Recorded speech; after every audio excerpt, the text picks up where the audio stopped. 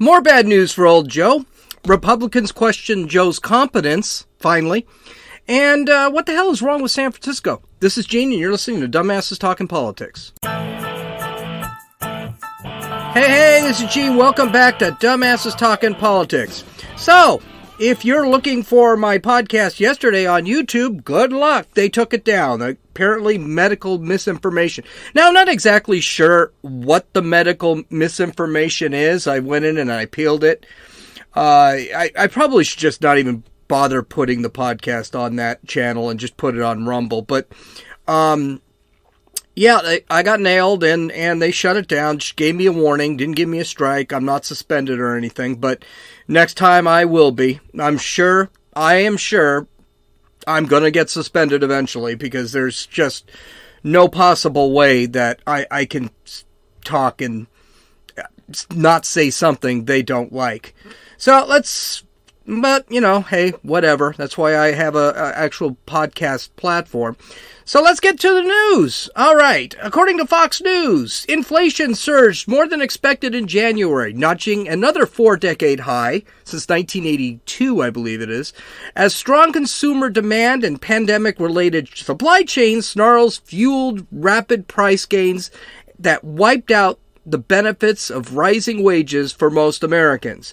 The Consumer Price Index rose 7.5% in January from a year ago, according to a new Labor Department report released Thursday, marking the fastest increase since February 1982. Wow, when inflation hit 7.6%.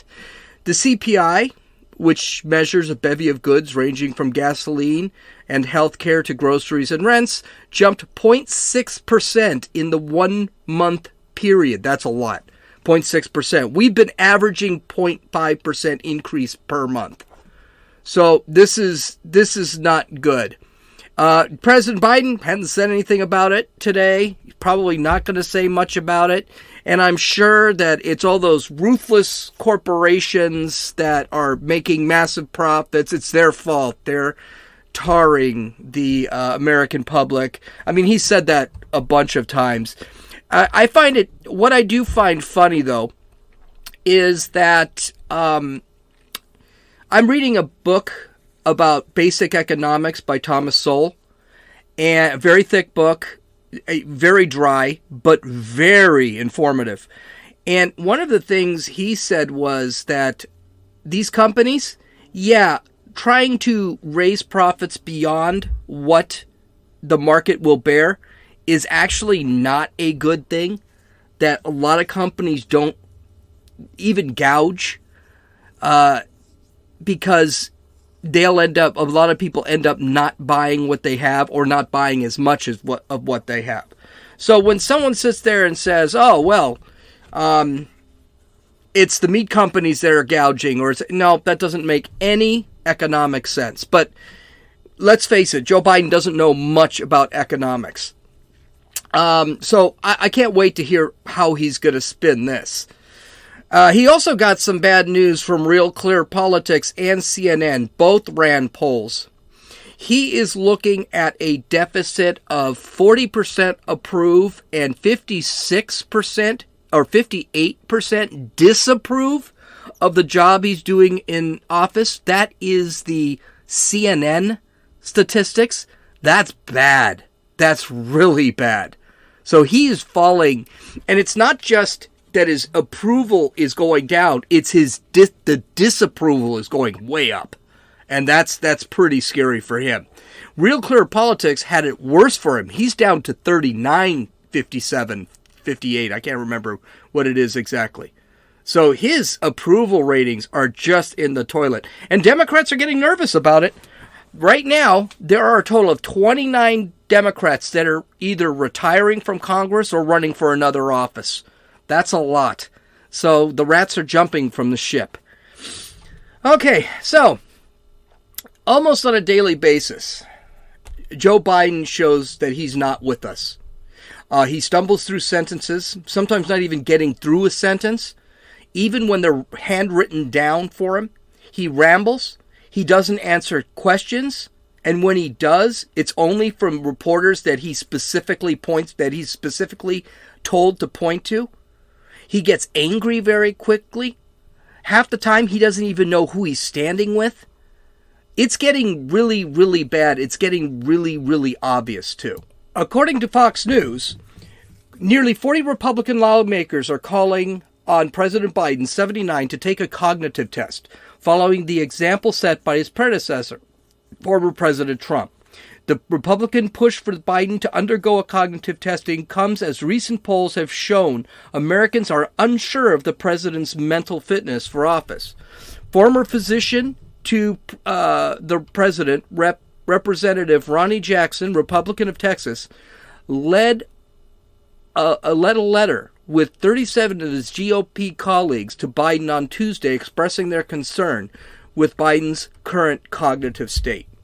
They point out that Biden is required to take a physical. I want to point out that Biden is required to take a physical every year, and that's made public, but a cognitive test is not required.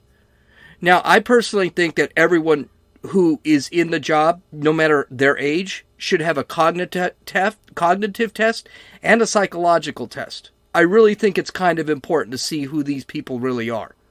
One should definitely have to take a test when you're knocking on the door of 80 years old. So, especially the way he is, the way he's acting.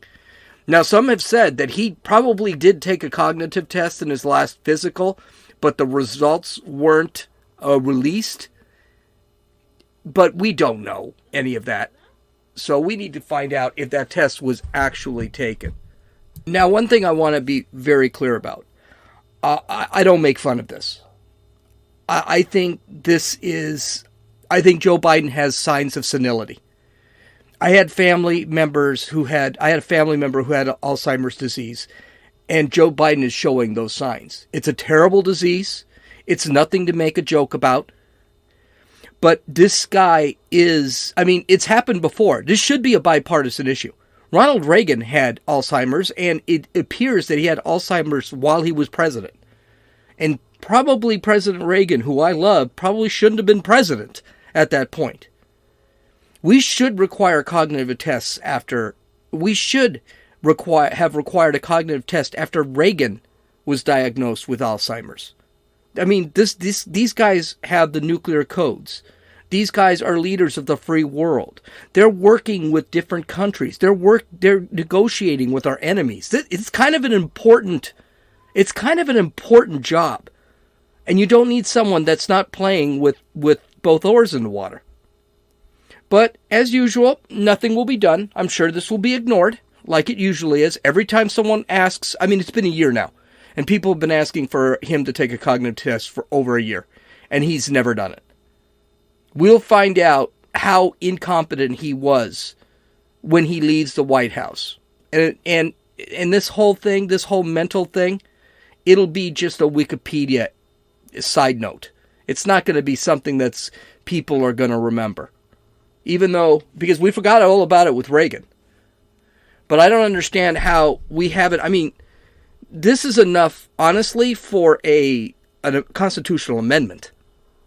I wouldn't be hurt if they made a constitutional amendment requiring this kind of stuff.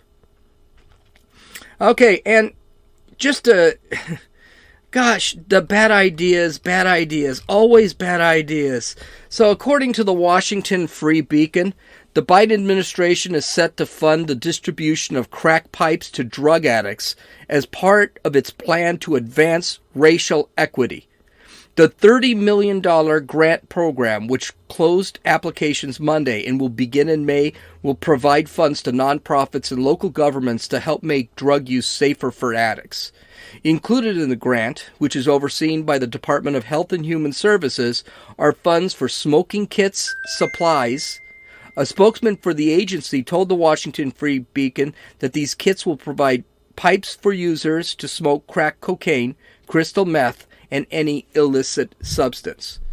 That's right. So our government is spending taxpayer money to hand out drug paraphernalia.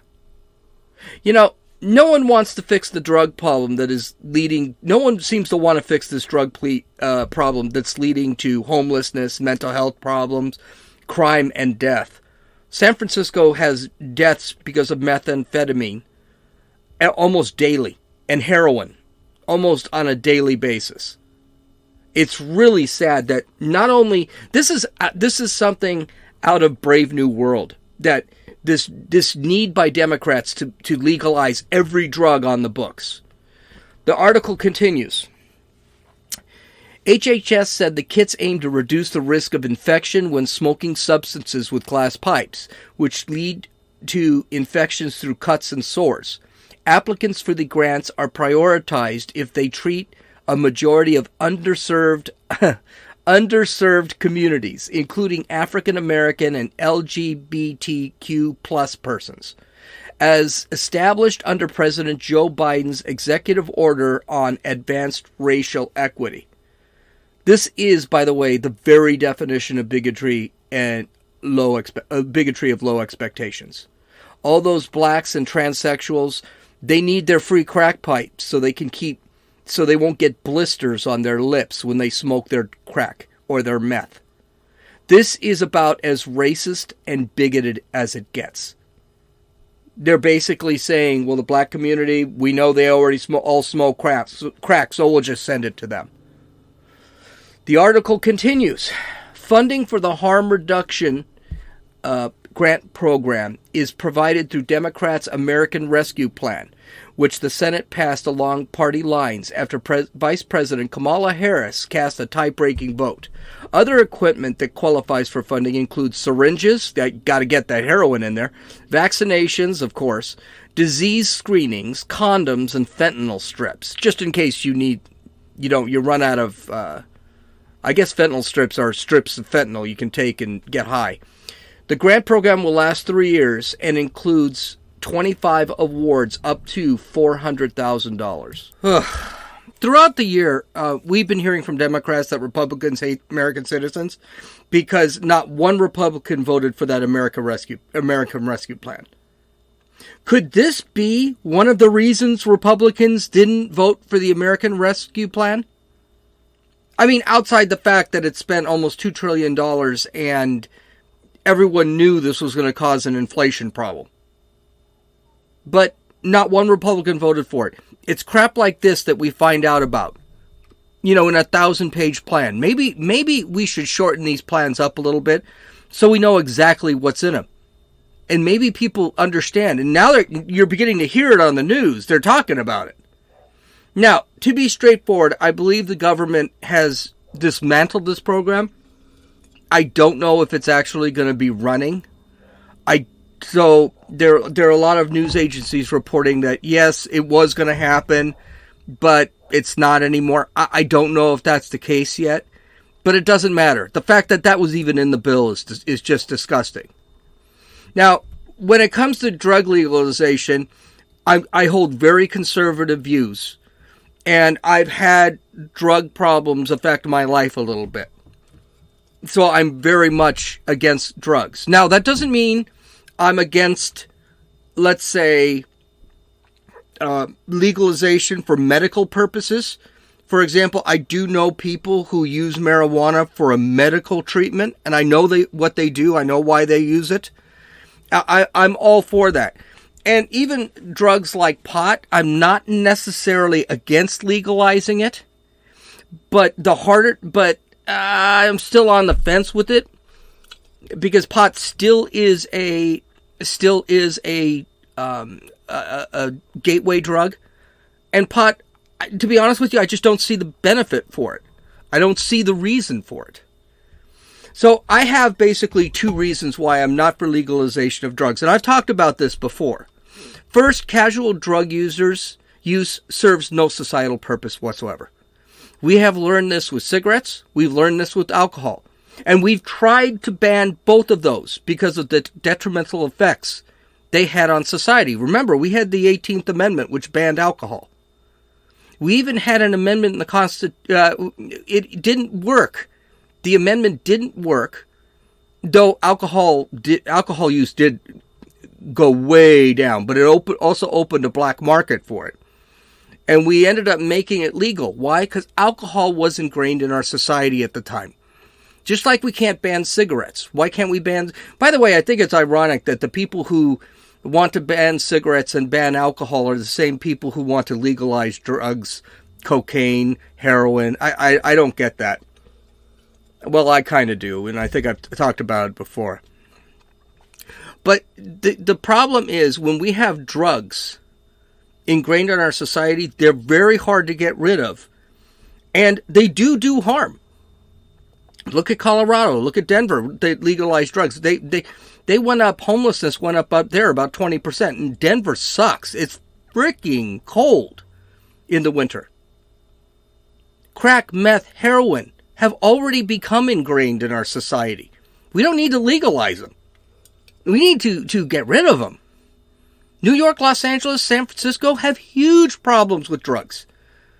And drugs such as meth, heroin, cocaine, crack, they're practically legal in California.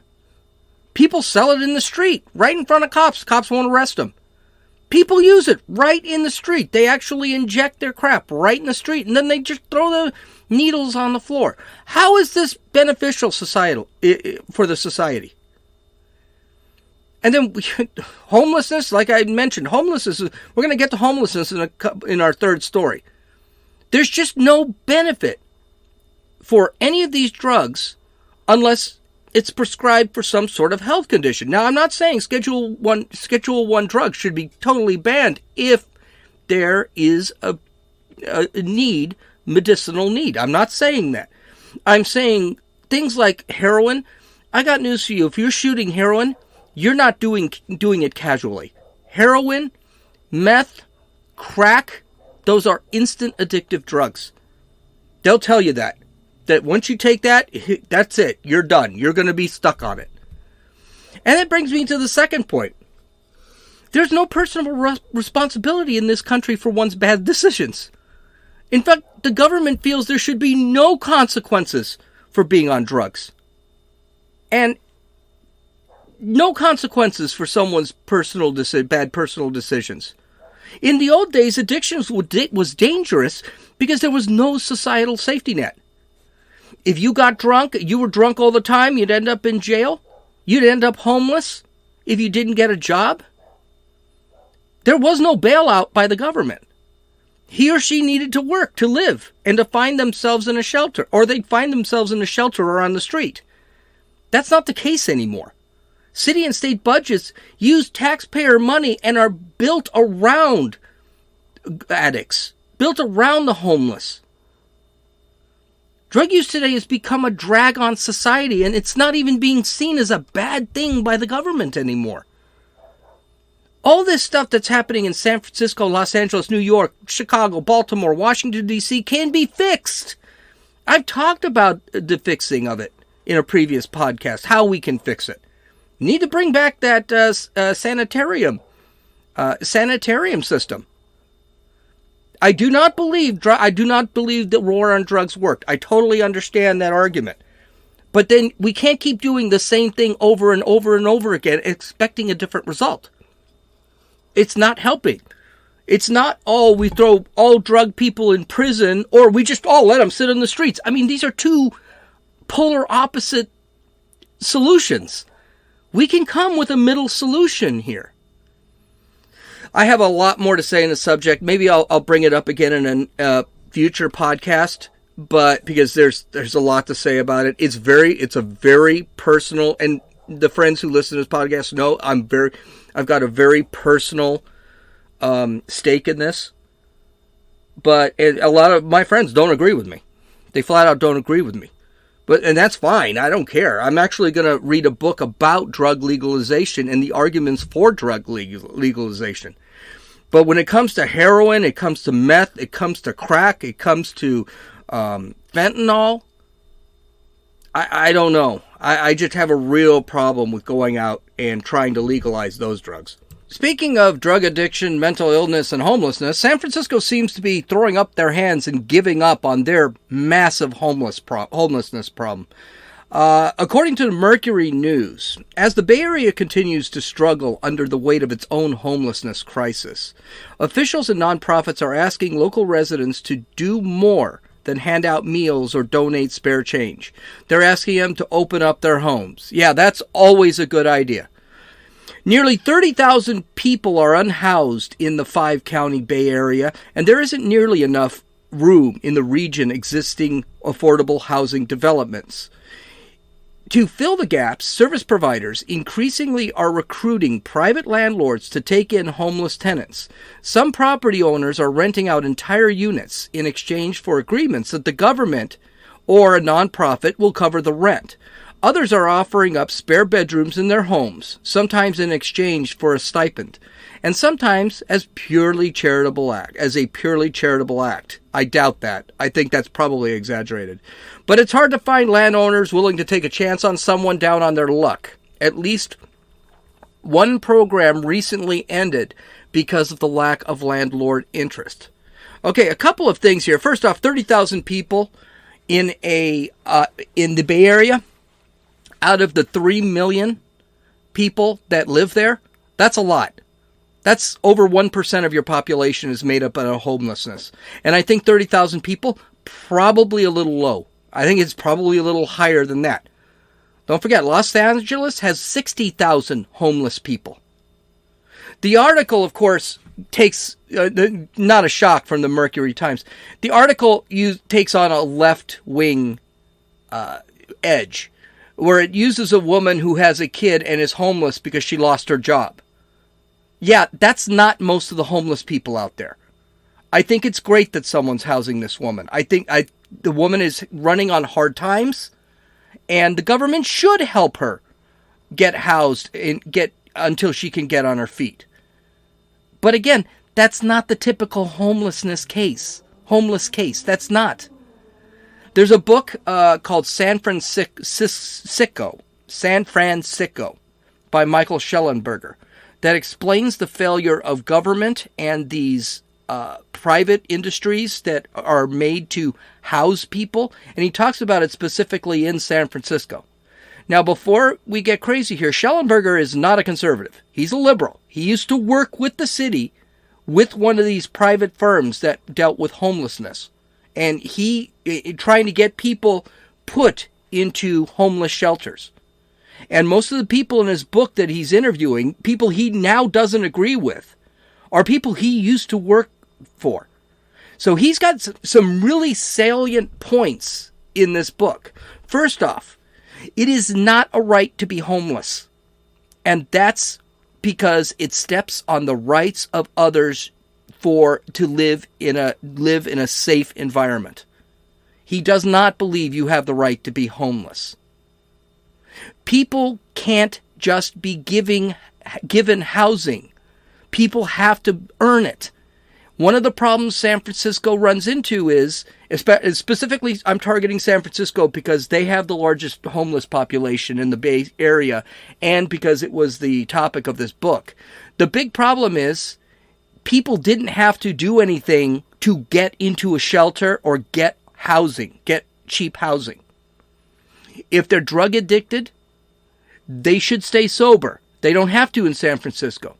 If they're mentally impaired, they should have to go to treatment and use the medication they're prescribed. They don't have to do that in San Francisco. If they're out of work, they should be looking for a job. That's the other thing. Housing should be temporary, not permanent. A lot of people treat this housing as something permanent. They're never going to move out. And San Francisco seems okay with that. And another big problem is property values in the Bay Area. It's way too high. I mean, a one-bedroom apartment in San Francisco can run you about $3,000 a month. That's insanely high. And the reason prices are so high there, and landlords complain about this. Property developers complain about this. Rent control is in San Francisco, so the state dictates what you can charge for rent and how much you can raise it. There's a ton of regulations. That's because in San Francisco and a lot in California, Santa Monica used to do this. There are regulations that basically make it that without being able to collect any money, you have to keep up that apartment building. You have to do everything. If there's a crack in the sidewalk, you need to repair it. and there's someone going to be over there. He's going to look at all this from the state, which I think is wrong, to look at the apartment building and tell you what needs to be fixed or just fine you. People who will own these lands don't want to build rental property, and they're not. It's just too much of a hassle. They don't make a profit. That is one of the reasons why some landowners go out there and build rental properties to be able to make a profit. Well, it's impossible with the regulations and the rent control that's in San Francisco. Finally, and this is the bigger point, and he made this very clear. There are a lot of homeless people that want to be homeless. They don't want the housing. They don't want the responsibility. They want to live in the street. And the reason they want to live in the street, especially if they're drug addicted, is because they want access to the drugs. And if they live on the street, they have direct access to the drugs. In San Francisco, they've got outdoor drug dens where people just walk up to a drug dealer and they get their drugs. The mentally ill, the problem with the mentally ill is they don't know any better half the time. They're out on the streets because they don't know about housing. They don't care about housing. And then a lot of them, in order to quell the pain that they're going through mentally, they use drugs too. And of course, we can't forget that drugs create mental illness. That's been proven. That's another reason why I'm not for drug legalization. The Bay Area has been dealing with this stuff for decades. This isn't like this homeless problem is not like it just came. It's been like that for decades. If you've ever driven through Berkeley, there is nothing but homeless people, old hippies sitting out there smoking their weed, playing their guitars. Now we have the defund police movement. We have legalizing crime. The homeless population is now going into the areas of the elites. They're now sleeping on a lot of these actors' doorsteps now, and the police can't do anything about it. It's getting attention because it's finally beginning to affect the people that actually report this stuff and let you in on what's going on. The big elites, the rich elites. So here's the thing. They've done nothing in the decades that this has been happening. Everything they've tried to do has not worked. Maybe it's time to, I don't know, try something else instead of continually giving people free housing. And we're not talking low-income housing. We're talking free housing. It's not working. Okay, so tomorrow we've got the stupid news stories of the week, and there are a few of them. Visit my website at dumbassestalkingpolitics.com. Hopefully this one doesn't get banned from YouTube and I get a strike, which equals a suspension, which would really suck. Have a great day. This is Gene, and you've listened to Dumbasses Talking Politics.